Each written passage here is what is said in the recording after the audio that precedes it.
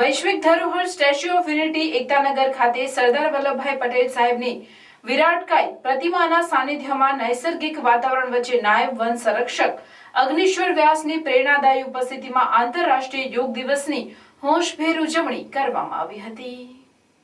નાયબ વન સંરક્ષક અગ્નિશ્વર વ્યાસે પોતાના પ્રેરક ઉદ્બોધનમાં યોગને ભારતની પ્રાચીન પરંપરા ગણાવતા જણાવ્યું કે યોગ પ્રત્યેક બીમારીનો ઉપચાર છે। આજના તણાવયુક્ત જીવનમાં યોગ શારીરિક અને માનસિક સુખાકારી માટે રામબાણ છે। યોગને જીવનમાં આત્મસાત કરવા માટે વ્યાસે યુવાધન સહિત સૌને આહ્વાન કર્યું હતું। સરદાર સાહેબની વિશ્વની સૌથી ઊંચી સ્ટેચ્યુ ઓફ યુનિટી પરિસરમાં યોજાયેલ યોગ દિવસની ઉજવણીમાં ભાગ લઈને ઘણી આનંદની અનુભૂતિ થઈ રહી હોવાનું ઉમેર્યું હતું। વધુમાં તેઓએ ઉપસ્થિત તમામને યોગ તરફ આકર્ષાય તે માટે આહ્વાન કરતા જણાવ્યું કે યોગ શરીર નિરોગી માટે અત્યંત જરૂરી છે। દીર્ઘદ્રષ્ટા વડાપ્રધાન નરેન્દ્રભાઈ મોદીના વિઝનરી પ્રયાસોના કારણે આજે યોગને વૈશ્વિક ઓળખ મળી છે। આંતરરાષ્ટ્રીય યોગ દિવસની ઉજવણી માટે નર્મદા જિલ્લાના આઇકોનિક પ્રવાસન સ્થળ એસઓયુ એકતાનગરનો પણ સમાવેશ કરાયો હતો। આ વેળાએ બનાસકાંઠાના નડાબેટ ખાતેથી મુખ્યમંત્રી ભૂપેન્દ્રભાઈ પટેલની ઉપસ્થિતિમાં યોજાયેલા રાજ્યકક્ષાના કાર્યક્રમનું જીવંત પ્રસારણ તેમજ જમ્મુ કાશ્મીરના શ્રીનગર ખાતેથી વડાપ્રધાન નરેન્દ્રભાઈ મોદીનું વિડીયો કોન્ફરન્સના ઓનલાઈન માધ્યમથી આંતરરાષ્ટ્રીય યોગ દિવસની ઉજવણી સંદર્ભે આપેલું પ્રેરક ઉદ્બોધન સૌએ સાંભળ્યું હતું।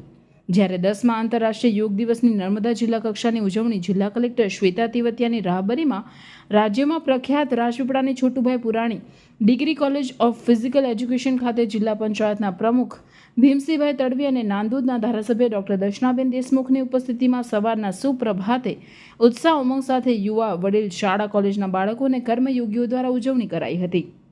જિલ્લા કક્ષાના કાર્યક્રમમાં ઉપસ્થિત યોગ સાધકો, પોલીસના જવાનો, સ્વૈચ્છિક સંસ્થાના યોગ સાધકો, શાળાના બાળકો અને નાગરિકોને સંબોધતા નાંદોદના ધારાસભ્ય ડોક્ટર દર્શનાબેન દેશમુખે જણાવ્યું કે ભારતીય સંસ્કૃતિની ધરોહર એવા યોગને વિશ્વ ફલક ઉપર લઈ જઈ દેશના દીર્ઘદ્રષ્ટા નરેન્દ્રભાઈ મોદીએ સમગ્ર વિશ્વના જનજનને આરોગ્યની ગુરુચાવી આપી છે।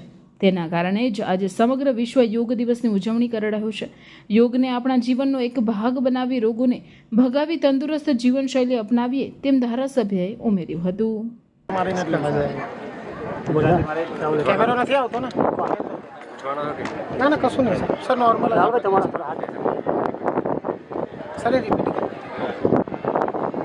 नमस्कार।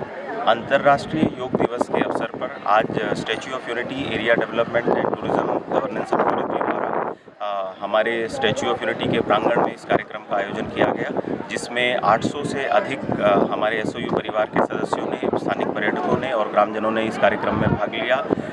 जैसा कि अब जानते हैं कि अंतर्राष्ट्रीय योग दिवस आज संपूर्ण विश्व में माननीय प्रधानमंत्री जी के प्रयासों से मनाया जा रहा है। हम भी इस कार्यक्रम का पूर्ण दिल से यहाँ पर सभी ने इसमें पार्टिसिपेट किया है और हम एसओयू की तरफ से सभी से आह्वान करते हैं कि अधिक से अधिक संख्या में लोग योग को अपने जीवन शैली का हिस्सा बनाएं और स्वस्थ जीवन बनाकर अपने देश और समाज की प्रगति में योगदान दें। दौड़ भागनी आ जीवन में योगनो अभ्यास અને જીવનમાં રોજબરોજ જ્યારે યોગને આપણા જીવનમાં સામેલ કરીએ ત્યારે યોગ આપણા માટે એક ખૂબ જ આશીર્વાદરૂપ બની રહે છે અને શરીરની માનસિક અને શારીરિક સ્વાસ્થ્ય માટે પણ આ યોગ ખૂબ જ જરૂરી છે। ત્યારે છેલ્લા 10 વર્ષથી દેશ નહીં પરંતુ વિદેશના લોકોને પણ યોગનું ઘેલું લગાડવાનું કામ, યોગ પ્રત્યે જાગૃત કરવાનું કામ આદરણીય વડાપ્રધાને કર્યું છે અને વડાપ્રધાન નરેન્દ્રભાઈ મોદીના આ અભિગમને લઈને આજે દેશ નહીં પરંતુ દુનિયાના લોકો પણ યોગાભ્યાસ માટે પોતાના જીવનને સુખાકારી માટે યોગ અભ્યાસ તરફ વળ્યા છે।